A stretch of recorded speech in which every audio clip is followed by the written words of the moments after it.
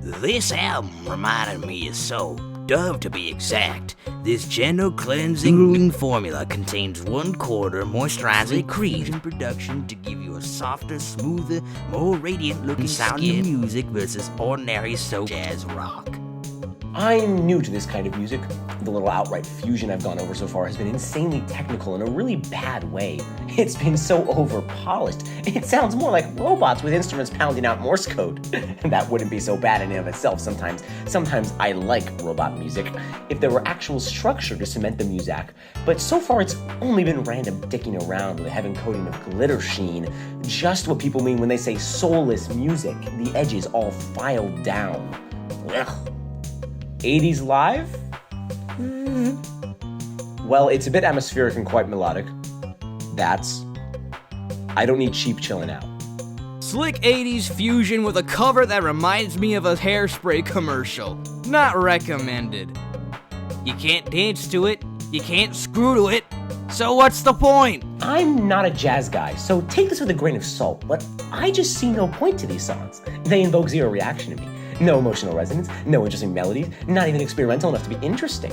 It's just stringing a lot of notes together in a way that I find totally unfulfilling. These songs are safe and smooth, but almost come off as a parody of what I think jazz sounds like. It's competently played, but has no soul. I know it's cliche, but this sounds like corporate lounge music. I mean, come on, what are you doing? The performance is astounding. The sounds, however, are horrendous. 80s FM digital keyboards at their worst. A horrifying relic from the 80s decade where very few survived stylistically with their credibility intact. Certainly not Chick. The juddering fusion-esque monstrosity is contained within Nerve Age as well as a bottle of open milk left in the middle of Sahara.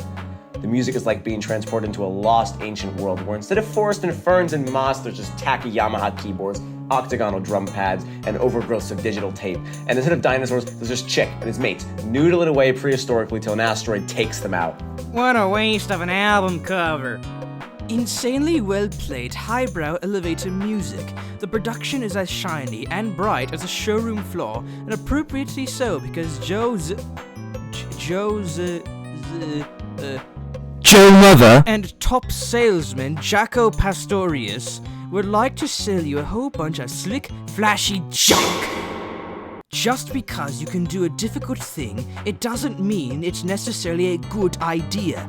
Birdland, a peppy Zawanool number that the composer claimed was meant to conjure the bop heyday atmosphere of its namesake nightclub, was equipped with lyrics and turned into a hit for those noted jazz-heavy hitters, the Manhattan Transfer, says all that needs to be said. This is Spiral Gyro for the more cultured, white-collar professional of interest to them and full-time bassists who want to annoy their bandmates. Extremely poppy jazz fusion tracks just crying to be out-sampled and made into #1 dance hits. Okay, review and rating for this was back when I used to be in some kind of cynical phase and I don't care how much of a technical god you are at the piano, if all you can do is compose mediocre pop jazz tunes and fluff them up with as much technical wank as possible, you're not gonna get my seal of approval or repeat listen for me anytime soon. This is actually so soulless it hurts. And the saddest part is this was made 6 years ago, and I probably would have gone crazy for it.